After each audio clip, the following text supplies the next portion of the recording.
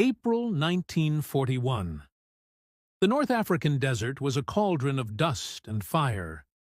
Germany's desert fox, Erwin Rommel, was sweeping all before him, his Afrika Korps seemingly unstoppable. But at the strategic Libyan port of Tobruk, a tenacious garrison, comprised mainly of ordinary Australian, British, and Indian soldiers, refused to break.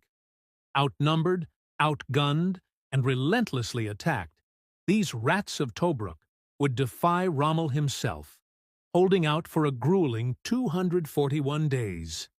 This is the story of their impossible stand. After the stunning British victory in Operation Compass, Rommel arrived to turn the tide.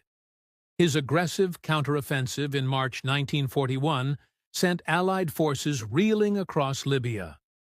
The British Eighth Army was in disarray, seemingly with no option but to retreat to Egypt. But one location stood in their way: the heavily fortified port of Tobruk. Tobruk was more than just a port. It was a dagger pointed at Rommel's supply lines. If the Axis controlled it, they could establish a vital logistics hub for their push into Egypt. If the Allies held it, Rommel's forces would be perpetually undersupplied, forced to rely on lengthy desert convoys from Tripoli. Holding Tobruk was absolutely crucial, but could it be done? The task of holding Tobruk fell largely to the Australian 9th Division, a tough, independent-minded unit under General Leslie Morshead, supported by British artillery and Indian troops. They inherited a complex 50-kilometer defensive perimeter. It wasn't just trenches. It was an intricate network of barbed wire, minefields, anti-tank ditches, and dug-in concrete strongpoints designed by the Italians. Morshead instilled a fierce, aggressive defensive posture. No retreat, no surrender. Patrols were constant, keeping the enemy guessing. They used every piece of captured equipment, every advantage the terrain offered. They knew that if Tobruk fell, thousands of their comrades would be trapped, and the path to Egypt would be wide open. Rommel expected a quick victory. His initial assaults in April 1941 were ferocious, spearheaded by panzer tanks and elite infantry. Wave after wave of Axis attacks crashed against the Tobruk perimeter, but the defenders held firm.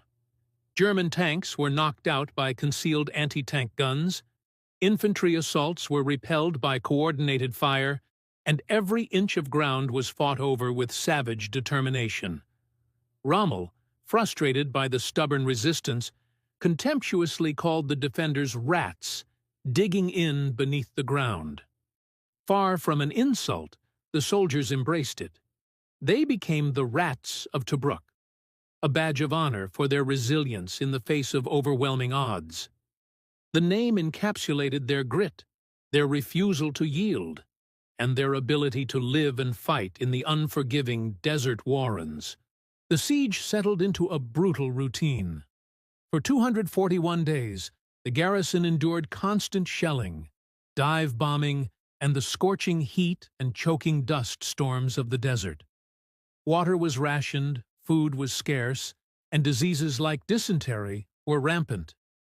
Every resupply depended on daring naval convoys running the gauntlet of Axis air and sea attacks. Night became their domain. Aggressive patrols, known as jitter parties, were sent out into no man's land to harass the enemy, gather intelligence, and capture prisoners.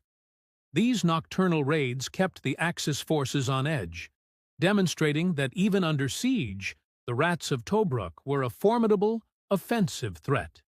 It was a war of nerves, endurance, and sheer willpower.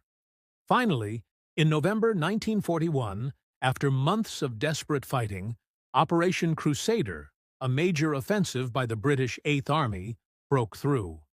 The siege was lifted, and the exhausted but defiant garrison was relieved. They had held Tobruk for over 8 months, tying down significant Axis forces and preventing Rommel from making a decisive thrust into Egypt. Their stand bought crucial time for the Allies. disrupted Rommel's plans, and boosted Allied morale across the globe. It proved that Rommel, the Desert Fox, was not invincible.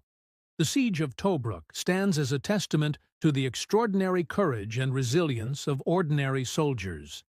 These were not elite forces, but men who, through sheer determination and unwavering spirit,